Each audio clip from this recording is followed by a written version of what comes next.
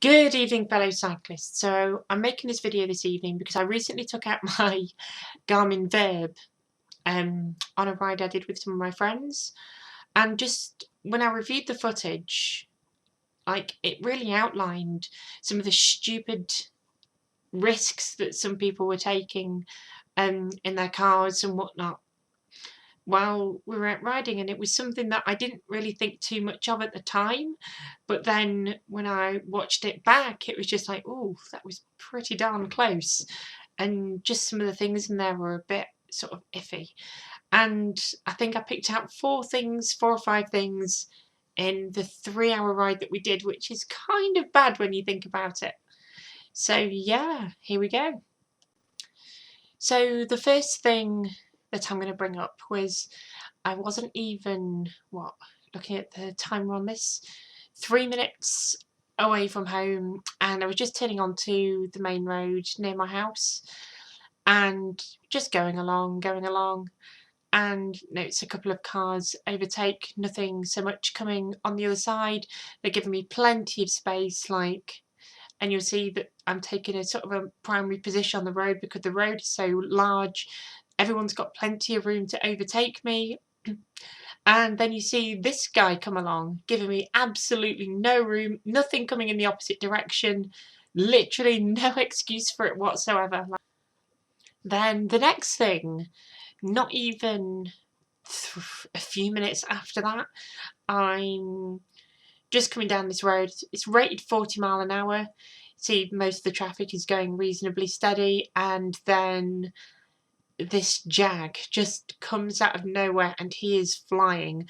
Like, it's just about to turn into a 30 mile an hour zone, and this guy is gone. Like, he's easily doing 50 plus through this. So yeah, and then shortly after this, I'm coming up to this entrance to the gas station, and this Mini just pulls out in front of me, so I give him the old, "What are you doing?"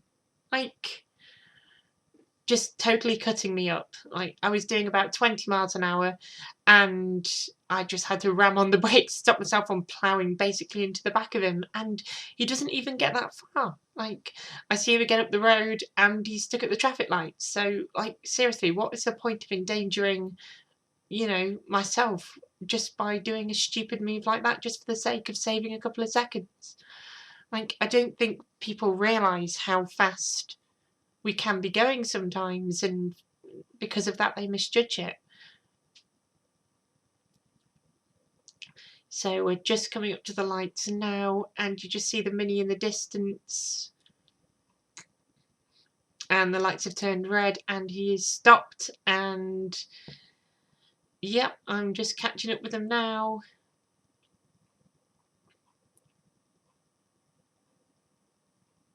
It's kind of ridiculous, just such a pointless thing, just to could have waited like a couple more seconds and he would have been out anyway, and there he is just to the right of the camera there. So next on my list of bad driving, I've met up with the guys, so we're powering along at a fairly steady pace, and we're going up this sort of blind hill. I'm not sure how well you can see. You can just see between the two front riders. You can't really see too far ahead. This road's rated 60 miles an hour, and yeah, you see this silver car and he's just pelting down there. Like, if anything had been coming the other way, that would have been a serious accident. Like, he would have probably been killed, and we probably would have been caught by the backlash of what had happened there. So the last thing I'm going to pull up in this video was on the ride home. I was feeling pretty knackered. We'd done a fair pace to West Calder, as seen in my last video, and yeah, I was sort of tootling along. I was doing about 15 miles an hour down here, feeling pretty shattered, and you see cars overtaking pretty clear, but you see this bit of street furniture in the front. Like, it seems like someone's had an accident there and taken the two reflective bollards off, and the guy behind me didn't see it. and you can see his lights, like he's right up close and personal to me, and you'll then see him pass ridiculously close. Like, it's not that I wouldn't have been able to be seen. I was wearing a high-vis jacket, fluoro jersey. Obviously I had my back light on. You can see I had my front light on, and this guy just can't be bothered to wait just for an extra 2 seconds to give me a bit of space. He's just straight on past me, and I thought that was pretty darn dangerous, to be honest. So yeah, so concludes my first video of naming and shaming these appalling drivers. So thanks very much for watching, and hopefully I'll make another video soon. Bye for now.